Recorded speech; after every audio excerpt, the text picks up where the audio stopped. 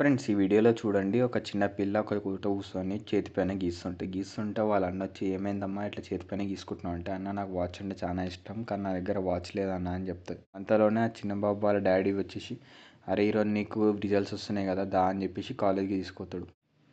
అంతలోనే ఒక వ్యక్తి వచ్చేసి డాడీ నేను ఈరోజు కాలేజ్ ఫస్ట్ వచ్చిన డాడీ అని చెప్పగానే ఆ వ్యక్తి వాళ్ళ డాడీ ఏమో అతనికి ఒక గడియారం గిఫ్ట్ ఇచ్చేస్తాడు.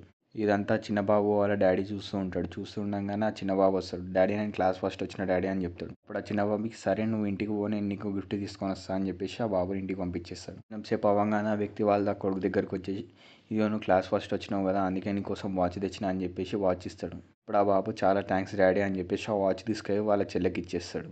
ఈ వీడియో కనుక మీకు నచ్చితే లైక్ చేసి మన ఛానల్ సబ్స్క్రైబ్ చేసుకోండి. బాయ్.